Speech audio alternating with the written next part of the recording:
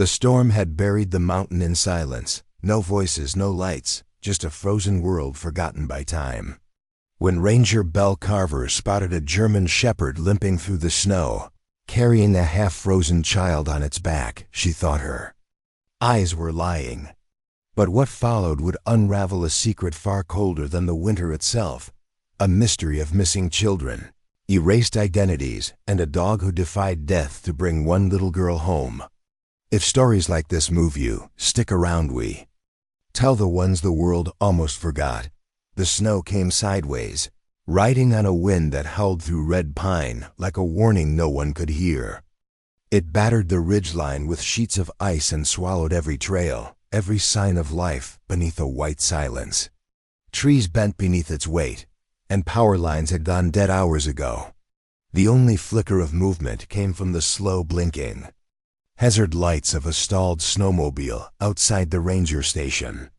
Belle Carver stood in the doorway, her breath curling against the inside of her scarf, watching the storm as if it had something to say. She was alone.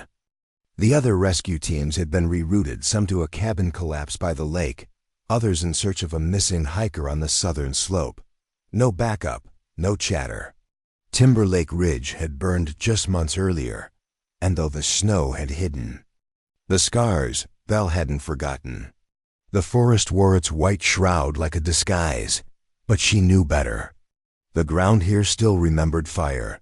She'd taken the call anyway, an anonymous tip, vague coordinates, nothing solid. Still something had pulled her up the ridge, and when her snowmobile groaned under the weight of the ascent and finally died, she didn't curse or complain. She just stepped off and walked. Her boots sank into the drifts, each step heavier than the last, the silence around her broken only by the grind of wind and her own breathing. That's when she saw it dotted first. Just a shape in the storm, a flicker of movement where nothing should move. Then it emerged through the curtain of snow, a German shepherd, staggering, its coat thick with ice and foam crusting at the corners of its mouth. It didn't run. It didn't bark. It walked with the weight of something heavier than its own. Failing limbs. Then she saw the girl. Small, barely more than 6 or 7 years old, bundled in a sweatshirt far too thin for a storm like this. She clung to the dog's back, her small hands knotted into its fur, her legs dangling with unnatural stiffness. One knee was braced, the other twisted slightly, as if broken. Belle dropped to one knee, arm outstretched, heart thudding not from exertion but disbelief. The shepherd didn't stop until it collapsed in the snow at her feet, chest heaving, limbs trembling beneath the child it had carried through the blizzard. The girl didn't cry, didn't scream. Her voice cracked the silence like dry twigs. His name is Valor. Belle moved fast. She wrapped the girl in her coat, lifted her into her arms, and turned back toward the snowmobile. The machine sputtered to life on the second try. Valor tried to follow but collapsed again, too weak to stand.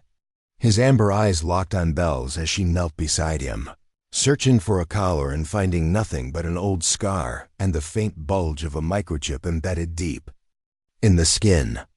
The snow thickened again as she made the call, her voice low and deliberate.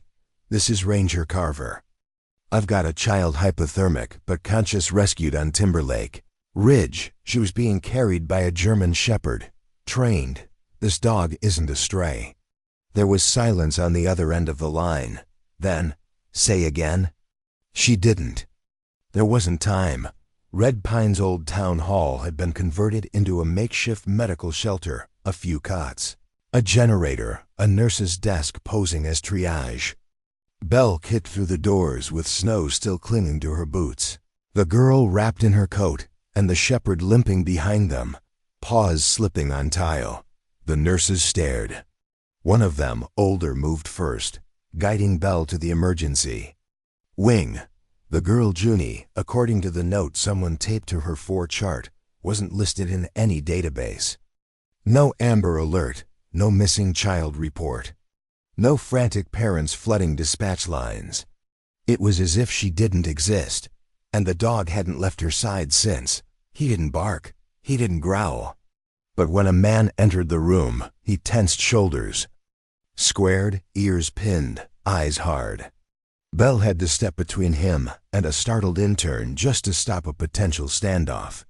Still, the shepherd didn't threaten. He just watched, unmoving, like a soldier who'd survived one war too many. Dr. Cass Brennan, part-time lead, part-time small-town vet, was the first to scan the microchip. The scanner beeped softly. Cass muttered, "Well, I'll be damned. What?" Belle leaned in. "Name's Valor," he said, turning the screen toward her. "K9 unit, Langston County Fire Response. Listed handler, Noah Langston. Declared dead 3 months ago. During the Timberlake fire." Belle felt the words hit like a gust of cold air. That fire was ruled accidental. "Maybe," Brennan said, pressing gauze against a long-stitched wound across Valor's side. "But this dog's got survival etched into every nerve. And somebody kept him alive long enough to sew him shut with fishing line and vanish him." Across the room, Junie stirred in her cot. Her eyelids fluttered open, crusted with sleep and saline. "Is Valor okay?" she asked. Belle moved to her side. "He's here. He brought you in." The girl nodded, slow and solemn. Then, with hands still weak from frostbite, she reached beneath her pillow and pulled out a crumpled piece of paper. A child's drawing shaky lines, dull crayon. It was a door. A flat gray rectangle with no handle, no windows. Just a dark smear leaking from. Beneath it, below it, a single scribbled word. Howard.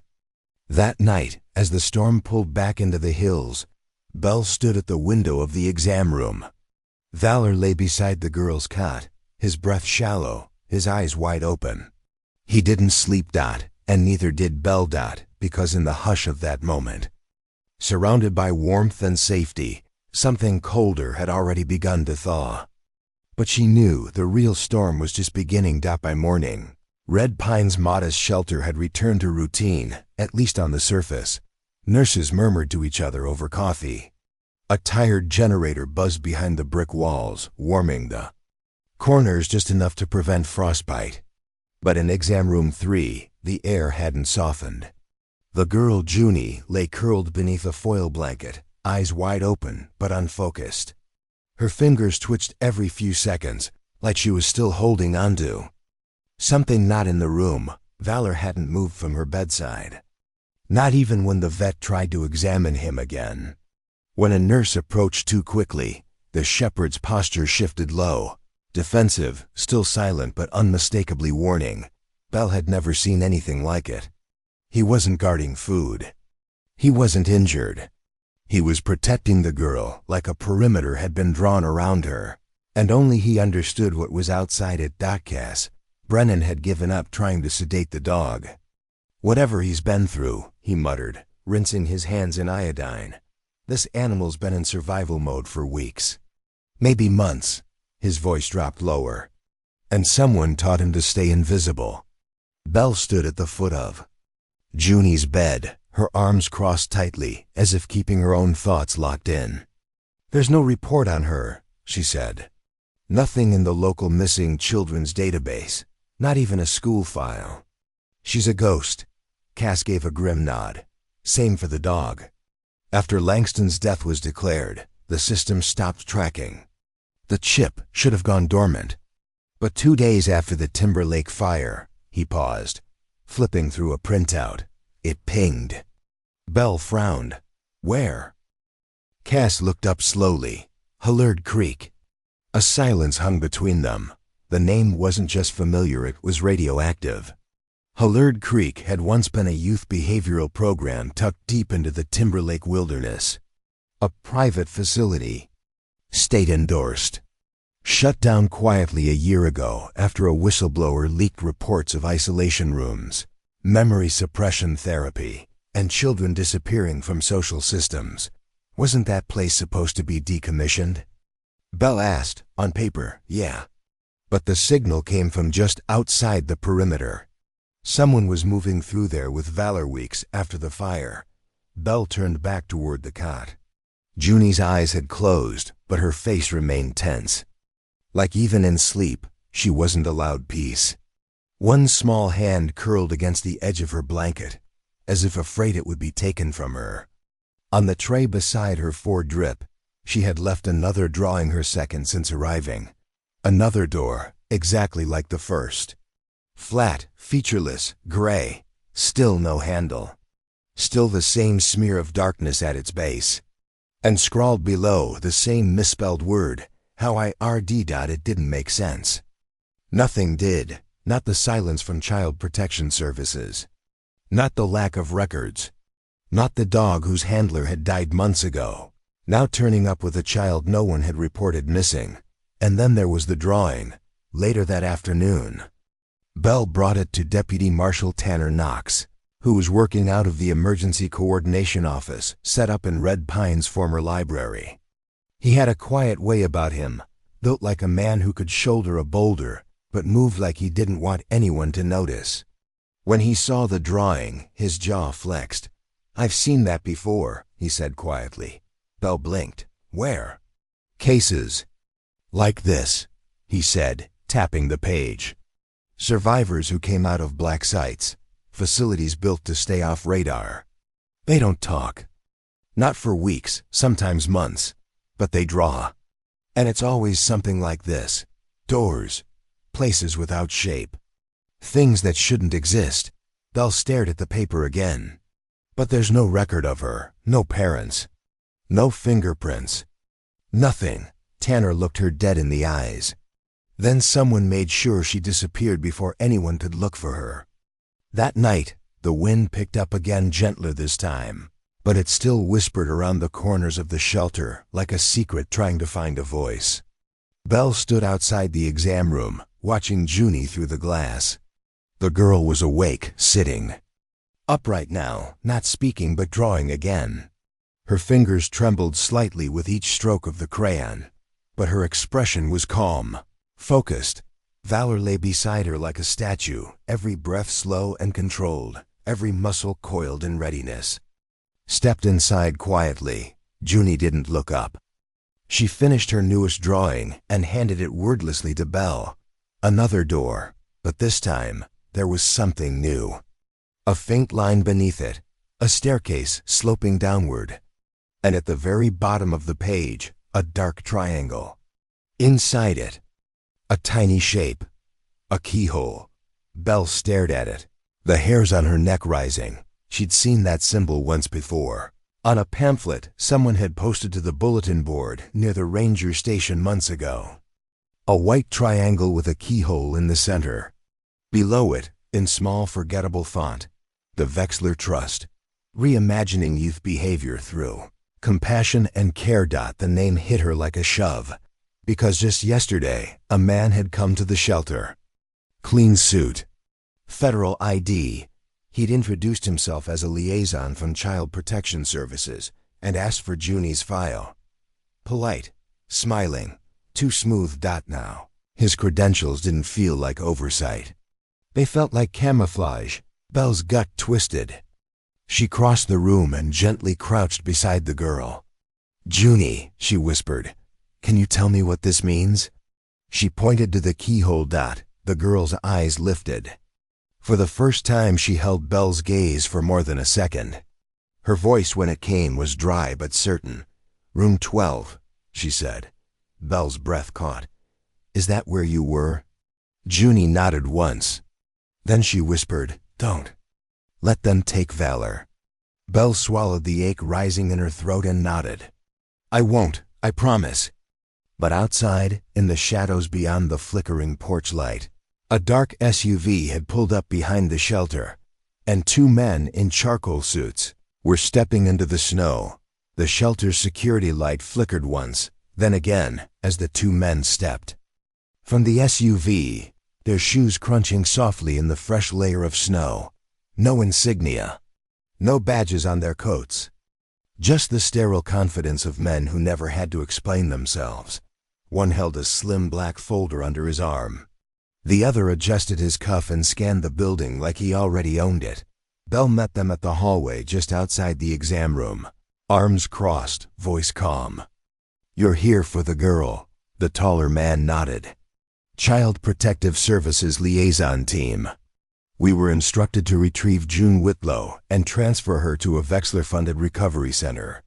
She's not in critical medical condition, correct?" She didn't answer the question. Who signed the release? He didn't flinch. This request was authorized through the Vexler Foundation's Behavioral Support Division. We operate in partnership with the state's Juvenile Recovery Protocol. It's all documented. Bell's voice dropped an octave. "No one's moving that girl until I verify who requested your deployment. Officially." The man smiled, but it didn't reach his eyes. "Our facilities are top-rated, trauma-informed. We specialize in difficult cases. This child clearly qualifies." "Her name," Bell snapped, "is Junie, and she's not leaving with anyone until we know exactly what your foundation is really recovering." The folder didn't open. The agents didn't argue. They left. But their silence said everything. This wasn't a rescue. It was a retrieval. Inside the room, Junie hadn't stirred, but Valor had. The dog sat up sharply when the men entered the building, his head tilted, ears forward, eyes locked on the door even after it had closed again. Bell sat beside him as the silence closed back in. "I'm not letting them take her," she whispered.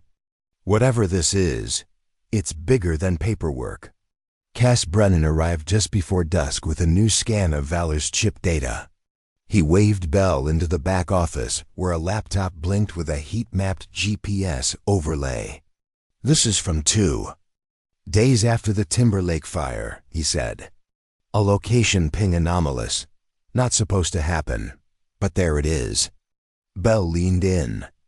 The coordinates were deep into the blackout zone, beyond where the fire damage had collapsed trails and erased landmarks. The place had no name on public records, just a shape. Cass squinted. "Old Hullard Creek Watchtower Line, abandoned." "Not anymore," Bell said that night. She scoured every public report, court document, and archived whisper she could find on Hullard Creek. What emerged wasn't a story, it was a cover-up. The Hullard Creek Youth Program had operated under state contracts for emotionally disruptive minors. Children referred for everything from anxiety to minor school fights. The facility was shut down a year ago, but not because of complaints. Because someone leaked footage of isolation rooms with no windows, soundproofed cells, and children being assigned new names and numbers. The director stepped down quietly. The funding absorbed by a rebranding initiative now called the Vexler Trust. It wasn't about healing. It was about hiding. And Junie? She had been erased. The next morning, Bell returned to the exam room with a laptop in hand. Junie sat cross-legged on the cot, cradling a paper cup of warm broth. Valor lay beside her, head resting on his paws though. His eyes were open and alert. "I need to ask you something," Bell said, pulling a chair closer. "And it's okay if you don't answer." Junie looked up. "Do you know what this is?" She held up the symbol, the triangle with the keyhole inside on her screen. Junie's fingers tightened around the cup. Then slowly, she reached beneath the blanket and pulled out another drawing. This time, it wasn't just the door. A figure stood beside it. A man, tall, thin, with silver glasses drawn in dark smeared crayon. Over the frame of the door were 3 words, "Room 12. Do not open." Bell's stomach turned. She had no doubt now. Junie hadn't just escaped Hullard Creek, she'd survived it, and she hadn't done it alone. That night, Valor barked for the first time since arriving. It wasn't a growl. It wasn't fear. It was sharp, singular, and aimed at the ceiling light that suddenly flickered out. Within seconds, Junie bolted upright in bed, her blanket gripped. In her fists, eyes wide and wild, Bell rushed to her side, whispering, "It's okay, you're safe." But Junie didn't respond. She just handed Bell a folded drawing one she'd kept hidden until now, a map, rough, sketched in chaotic crayon. Not precise, but directional.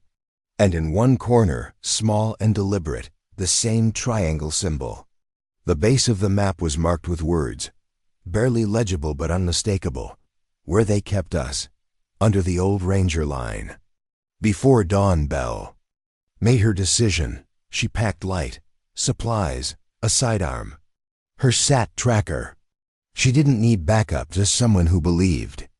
Tanner Knox was already waiting by the truck when she stepped outside. His breath fogged the morning air. No questions. Just a quiet nod. Valor hopped into the back seat without needing a command. They drove up the ridge as the storm returned, not with fury, but with quiet persistence. The roads disappeared behind them in soft waves of white. Snow muffled the engine hum. The further they went, the colder it felt. The map led them to the edge of the Timber Lake burn zone, where the trees stood blackened like ribs on a carcass. The coordinates pinned Cass's last scan just beyond the ranger line. The GPS dropped signal. The satellite maps went blank, but Valor began to growl. Not in fear, in memory. They were close, and buried beneath the snow. Beneath the silence, beneath years of buried guilt and scorched lies. Something was waiting. So Timber Lake Ridge felt like it was holding its breath. Every branch groaned under the weight of snow. The wind no longer howled, it whispered, curling through the blackened trunks with a hush that made Belle's skin crawl. They were deep in the zone now. No marked trails, no working signals. Just collapsed trees and ash-ridden silence as far as the eye could see. And in the middle of it all, Valor walked ahead, nose low, tail rigid. His ears didn't twitch at bird calls or crunching ice. He was listening for something else. Tanner walked behind her, each step careful, methodical. His breath steamed out in quiet bursts, boots crunching with every stride. No one spoke. There was no need. The map Junie had drawn led them to this place past the drop-off point where satellite maps ended and into what had once been the heart of Allard Creek's forgotten sector. They spotted the structure before they were ready for it. Half hidden by a fallen bluff, buried in snow and leaning into the mountain like it was trying to disappear, was a cabin. Not listed on any ranger maps. Not registered as an emergency shelter. Just a squat structure built from timber and scavenged sheet metal. Belle approached it slowly, hand resting near her holster. Valor stopped at the door. He didn't bark. Didn't move. The roof was scorched on one side, but held firm. The fire hadn't eaten everything. Inside, it was warmer than expected. A rusted barrel in the center of the room still held the faint scent of old coals. There were blankets, empty food cans. And against the wall, nailed beside a broken first aid kit, a military field pack. Beneath it, wrapped in plastic and tied with cracked paracord, lay a notebook. Belle froze the moment she saw the handwriting. Noah Langston. She opened the first page slowly, like lifting the lid on a coffin. Each line inside was frantic, written in uneven strokes, sometimes legible, sometimes smeared. But the words were unmistakably clear in purpose. They weren't thoughts. They weren't dreams. They were confessions. He had written of the fire, not as a tragedy, but as a necessity. Of the children locked behind a door with no handle. Of a daughter he wasn't allowed to visit. Of trying to follow rules and what happened when he broke them. The last pages described Junie, not by name, just the smallest one. The one who hadn't cried. The one nearest the exit when the alarm rang. He had only gotten one out. He'd started the fire to cover their escape. He'd broken his leg 2 weeks later in a snow collapse, and Valor had made the choice no handler could have taught. Him, he left. He walked through the blizzard with the girl on his back. He never expected to see them again. Belle whispered. Tanner moved past her, toward a corner where the floorboards looked uneven. He tugged at the rotted wood. Beneath it, a trapdoor, half hidden, sealed by old bolts. When they forced it open, a metal ladder descended into the dark. Belle went first, flashlight sweeping over the narrow space. It wasn't much, just a dugout, carved into the frozen soil. But inside were the remnants of survival. Wool blankets, a cracked boot, 4 wrappers. And taped to the far wall, yellowed with moisture, was a form. Patient ID, JW room 12. No name, no birth date. No family. Just a number. They climbed back up into the cabin, the air heavier now. Belle's head pulsed with questions. She didn't want to admit it, but she was shaking. That's when Valor barked sharp and sudden, then took off. He bolted from the doorway, paws skimming the snow, muzzle tilted to the air. Belle and Tanner followed without hesitation. He led them through a ravine, weaving between trees, breath coming in heavy puffs. They found Noah Langston at the bottom of the slope, collapsed beneath a shelf of pine and snow, his face gray, his lips cracked and barely moving. Belle dropped beside him instantly, fingers to his neck. There was a pulse, thin, slow, but there. His eyes opened when she touched him, and they didn't look at her. They looked at Valor. The shepherd moved forward, pressing his nose against Noah's frostbitten hand. He didn't whimper. He didn't wag. He just stayed there, muzzle resting against the skin, like he was anchoring him back to life. Tanner was already unpacking emergency supplies. We need to get him out, now. Belle nodded, eyes burning. They built a stretcher from fallen branches, and the cabin's salvage tarp. Valor never left Noah's side. Not once. He limped alongside as they pulled the stretcher through the snow, refusing to fall behind. By the time they reached Red Pine's shelter, the storm had quieted to a gentle drift. Noah Langston was barely conscious. His leg showed signs of advanced frostbite. The burns along his ribs had turned septic.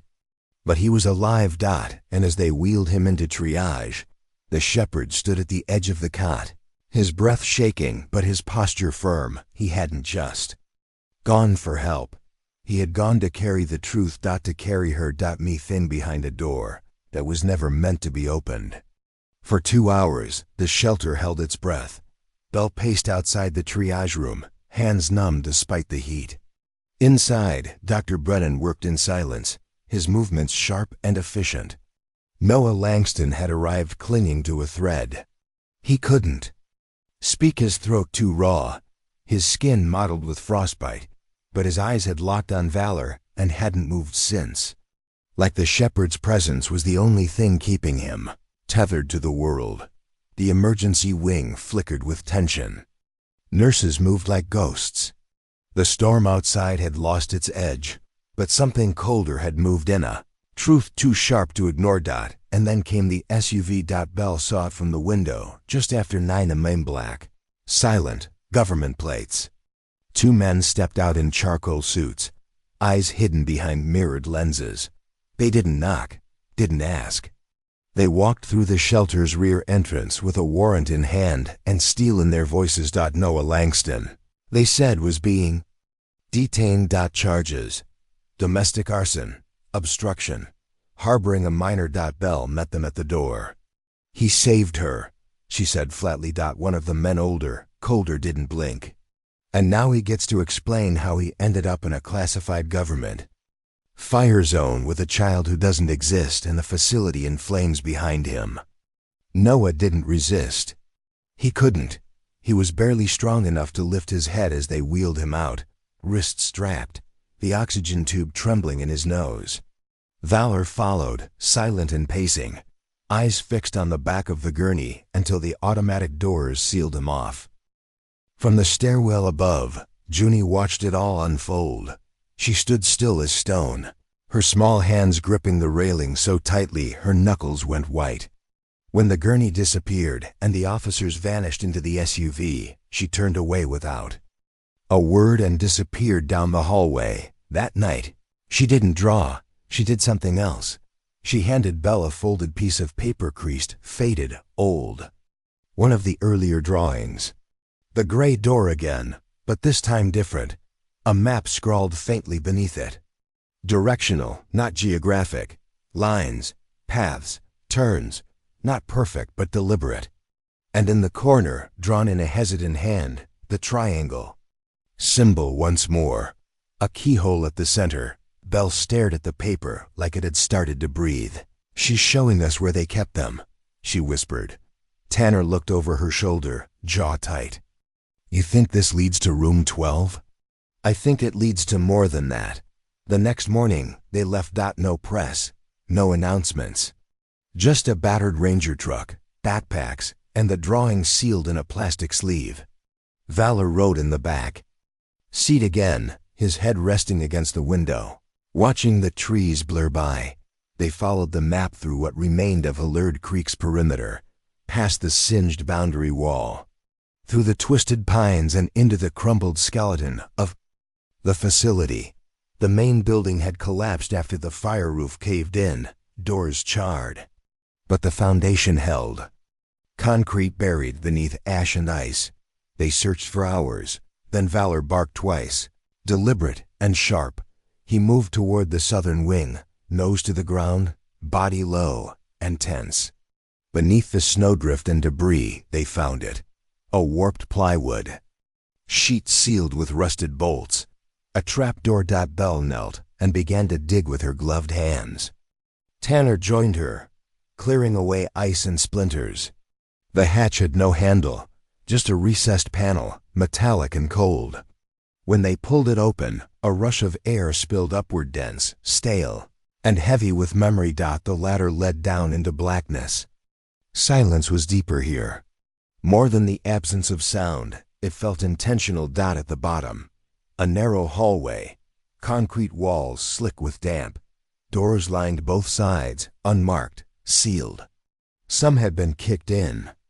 Others remained bolted, warped by fire but still shut tight. But one door stood apart, room 12. It was heavier, reinforced.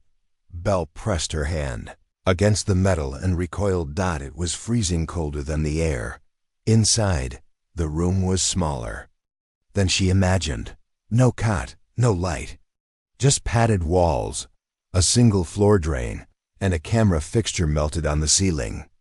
In the far wall, scratched deep into the padding, were letters: JWLBM, SK, 5 sets of initials. 5 children. Tanner's voice was a whisper. They were never meant to leave. Outside the room, a metal desk half melted from the fire still sat bolted to the observation hall. Beneath it, a casing blinked red. A signal node still active. Belle pulled her SAT-link cable from her pack and plugged it in. Within seconds, data streamed onto her screen: logs, footage, names. Lev. Feed archive. Vexler Trust. Seattle HQ. It wasn't security. It was research. Child behavior patterns.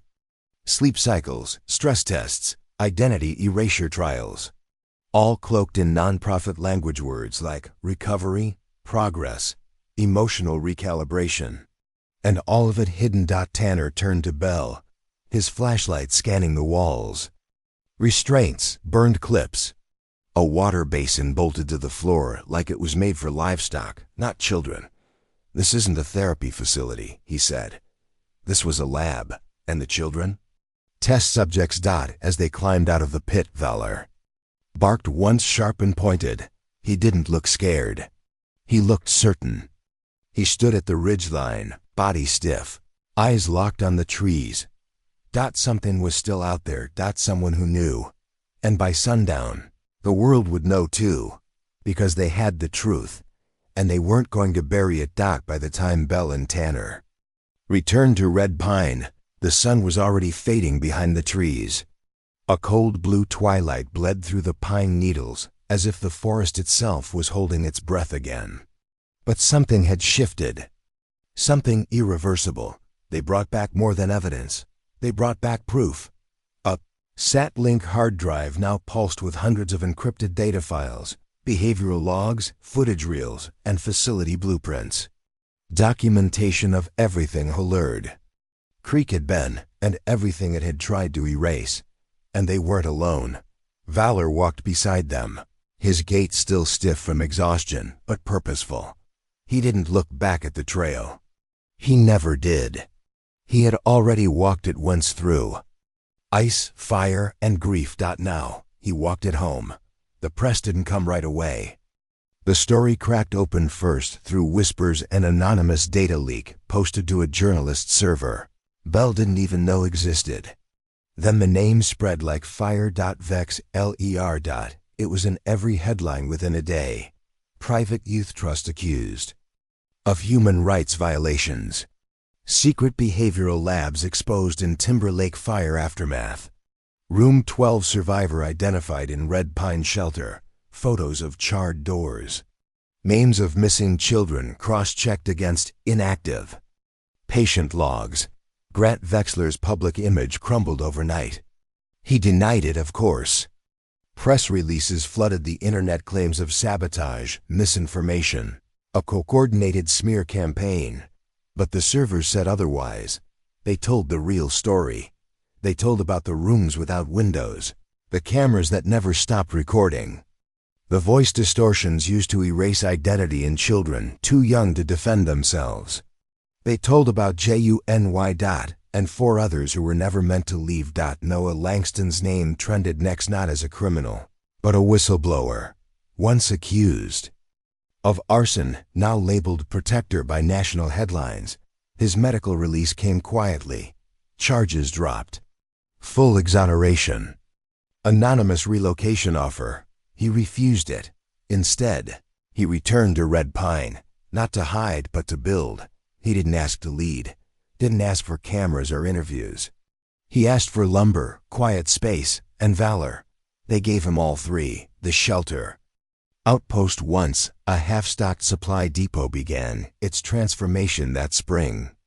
With help from search teams, veterans, and a dozen volunteers who showed up uninvited, the Valor Project was born. Not a rescue center, not a canine academy. Something in between, not built to command, but to restore. The dogs who came in didn't wear leashes. They weren't barked at or broken. They came in coiled with trauma, with scars that ran deeper than obedience drills could touch. And when they arrived, it was Valor who walked toward them first. He never barked, never sniffed, never crowded. He just lay down. Close, quiet, present. That's how healing started, for the dogs and the children who followed. Juny visited often. She didn't speak much at first, but she didn't need to. Her drawings changed. They weren't of the door anymore. They were of windows, open ones, of pine trees, of dogs curled beside sleeping children. Her therapist said it was progress. Bell knew it was more than that. It was memory, rewritten with hope. Juny no longer needed the brace on her leg. The fractures had healed. The therapist said the physical injuries would fade, but the real wounds, those carved into trust, identity, voice, would take longer. Some nights she still woke drenched in sweat, fists clenched beneath the sheets. But now, when she looked at Valor, she didn't flinch. She smiled. The girl who once barely whispered had begun to speak again, in pieces but with clarity. When she gave her first formal statement to the federal task force, it was behind closed doors. But Bell waited outside the panel room, her hand resting quietly on the shepherd's back. Juny's voice had steadied. There were 5 of us, she told the investigators. But only Valor heard us. The panel went still. There were no questions after that. Just silence. And then nods. The Wexler Trust collapsed within a month. Its initiatives exposed as fronts, its facilities seized. Servers revealed more than test data. They exposed financial trails, falsified birth records, ghost patient IDs routed through multiple states. A network of vanished children, erased not by accident, but by design. Some of their families came forward. Some still searched. Others, for the first time, began to ask questions they had buried for years. A federal task force formed. Journalists followed. Whistleblowers emerged from other programs, each bringing their piece of a puzzle that was never meant to be assembled. But Juny?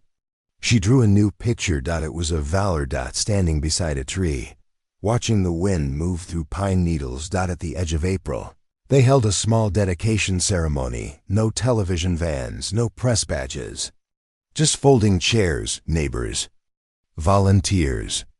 A makeshift podium under a scorched cedar beam, still bearing the marks of the fire that started it all. Junie approached the platform slowly. She wore a gray knit cap and a faded sweatshirt that read, "He stayed." Around her neck hung a small leather cord with a silver tag. Valor stood beside the podium, tail still, head tilted. Junie knelt and slipped the tag gently over his head. It settled against the fur on his chest. The engraving caught the light. Valor, the one who stayed when the world forgot. He didn't move, didn't react. Just leaned into her hand as her fingers brushed behind his ears.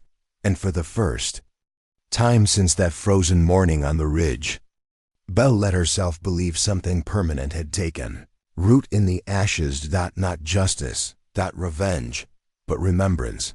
And maybe, just maybe, healing. Spring in Red Pine came slowly, like the town was afraid to believe in warmth again. The snow melted in scattered patches, uncovering broken fence posts, frost-burnt grass, and the charred bones of what had once been trail markers. Trees that had survived the fire now carried new buds, but their bark was still black beneath the green. Nature, like the people here, was learning to trust itself again. At the edge of town, the Valor Project stretched farther than Belle had ever imagined. What had once been a single ranger depot now sprawled into a living campus. Not large, not loud, but built with intent. Low roofs, quiet kennels, wide walking paths, and soft corners filled with blankets and books and brush for therapy. Were no fences. No buzzers. Just breath and space and presence. Noah spent most mornings in the back enclosure, sanding down edges of the new training frames, hands steady despite the stiffness in his left wrist. The cold still got into his bones, especially where frostbite had taken hold. His ribs ached when he bent wrong. But he never complained. When asked, he just said he was grateful to feel anything again. Valor followed him like a shadow, sometimes close, sometimes at a distance. Always aware. They never tried to reassign the shepherd. No one suggested a new handler. Valor had already chosen his own. Junie came 3 times a week, sometimes more. She helped feed the dogs, even led a few through their calming routines. No commands, no training drills. Just time, presence, trust. She didn't speak often, but her words, when they came, landed with weight. "I don't want to be brave," she told Belle one morning. "I just want it to stop hurting." Belle knelt beside her. "Then we'll let it hurt. Until it doesn't." That day, Junie brought a new drawing. She had folded it tightly, carried it in her coat pocket for days. When she opened it on the table inside the activity center, the edges were worn, but the image was clear. 5 figures. Children. Not drawn with details, just outlines, shapes. Each standing before a door. One door was open, the others were not. Their initials were scribbled underneath, in soft pencil, JWLBMASK, 1 slot left blank. Only Junie had made it out. It was the first time she'd admitted that to anyone. Belle stared at the drawing, her throat tight. "We'll find them," she said, "even if it's only to remember their names." That night, she brought the image to Tanner. He didn't say anything at first, just looked at the page for a long while, then reached for his laptop. "Some of the files from the Vexler server were corrupted," he said. "But others had reference tags, patient codes. We think we've traced one to a missing girl in Montana. Disappeared 4 years ago, never reported. Her parents were told she'd been placed in an out-of-state therapy program. She never came back." Belle exhaled slowly. "We can find the rest," Tanner nodded. "We will." The Justice Department had formed a task force, not just to prosecute Vexler, but to comb through the debris he left behind: paper trails, hidden facilities, shell nonprofits. Each new name was a door opening, sometimes to grief, sometimes to reunion. Always to the truth. but it was slow-heavy. Some families didn't want to know, others already did, but had buried it out of survival. And some children, like Junie, had no one to return to, which made the Valor Project more than a recovery center. It became a place of beginning. They trained more than dogs. They trained people to listen again, to trust again, to speak softly in a world too loud, veterans with complex trauma, displaced teens with nowhere else to go, former handlers who had left the system disillusioned. Noah didn't speak in the sessions. He wasn't good with words anymore. But when the new arrivals came through, it was Valor who approached first, calm, quiet, choosing proximity over persuasion. If a child flinched, he moved slower. If a dog growled, he stayed still. His patience outlasted their fear. Junie once described him in her therapy journal. Valor doesn't wait for commands. He waits for silence. When it comes, he fills it.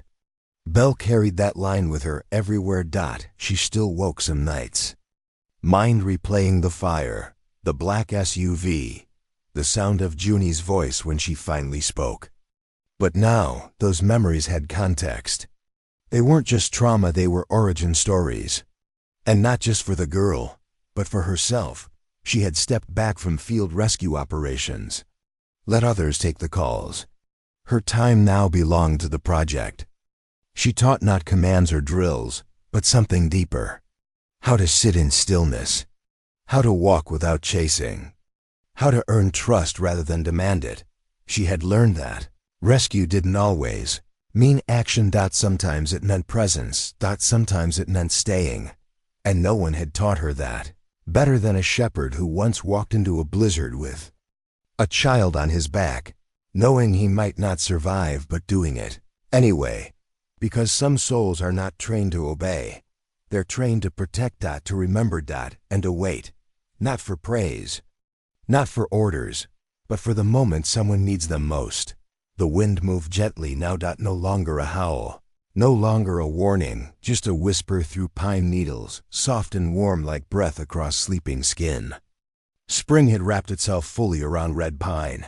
The ice was gone, but its memory lingered in the uneven soil, the new grass pushing stubbornly through ashes, and the faint char marks that still lined the trunks of trees that refused to fall. At the edge of the old Ranger Depot, where once there had been nothing but cold storage and silence, the Valor Project stood like a quiet promise. There were no walls keeping people in. No alarms, no steel gates. Just low fences draped in ivy, cedar walkways, and kennels filled not with cages, but comfort. Valor no longer limped. His fur had filled out again. The frostbite scars on his paw pads had faded into dark patches, but he still walked with that quiet deliberateness that never quite went away. He didn't bark. He didn't chase. He didn't show off for cameras. But when a new child arrived trembling, silent, unsure, it was Valor who moved first. Always. He approached not with noise, but with stillness. Not with force, but with presence. He would lie down just far enough to give space and just close enough to say, "I see you. And I'll wait." Belle watched it every time, and it never stopped breaking her heart wide open. It was her favorite part of the day, those first few seconds, when a frightened kid met Valor's eyes and saw not a dog, not a rescuer, but a mirror. Something that had also survived. Something that stayed. They had called him a hero in the press. Award ceremonies had tried to feature him. A senator once offered to have a medal engraved in his honor. But he didn't need those things. He already had his title, the one who stayed. The tag still hung from the leather cord Junie had given him during the dedication. He wore it like armor. Not to boast, but to remember. And so did she. Junie no longer needed a therapist to sit with her during interviews. She no longer flinched at flickering lights or certain words. Her hair had grown longer. Her drawing style had shifted. Less shadows now, more color. She liked orange and pine green. She had even begun helping other children who came to the project. One boy, 10 years old, wouldn't speak for days. Wouldn't even touch his plate. Just stared at his hands shaking. Junie didn't push him. She just sat nearby, coloring quietly beside him on the floor. When he finally whispered his name, he said it to her. And Valor? He had already curled up by the boy's feet long before that name was spoken. Noah Langston built birdhouses in the afternoons. Sometimes he painted them, sometimes not. When asked why, he said, "Some things don't need decoration, just purpose." He never spoke about the fire, never about room 12, but in the far corner of the grounds, he built a bench out of reclaimed cedar and placed it beneath the oldest pine in the valley. A small wooden sign hung beside it, for those who weren't found. Some nights, Belle would sit there alone, cup of tea in hand, watching the dusk fall across the ridge. The air always turned cooler at that hour, like a reminder that things could change again. That peace was not a promise, but a choice. One they had to make every day. Sometimes Junie joined her, sometimes Valor. Sometimes both. Once, Belle asked Junie if she wanted to change her name. Start over. New records. Clean history. Junie had looked at her quietly, then shook her head. "No," she said, "I want to keep it. It's the only thing they couldn't take." The federal task force continued their work. Other facilities were uncovered. Other names emerged. The system, once silent, had begun to speak. But here in Red Pine, they didn't chase justice like a hammer. They planted it slow and steady. Like roots in fire-hardened soil. It grew in the form of trust. In eye contact, made without fear. In a child's first laugh. In a dog who didn't need a leash to protect. One afternoon, Belle found a letter on her desk. No envelope. No signature. Just 3 sentences on lined paper in a child's uneven handwriting. "I heard you stayed. Like him, I think that means you're brave too. Thank you." She didn't know who wrote it. Maybe it didn't matter. What mattered was that someone, somewhere, understood. Because the truth was never just about what had happened in room 12. It was about everything that followed. About the quiet power of being seen. The healing that begins not with rescue, but with recognition. And the legacy left not by those who command, but by those who wait.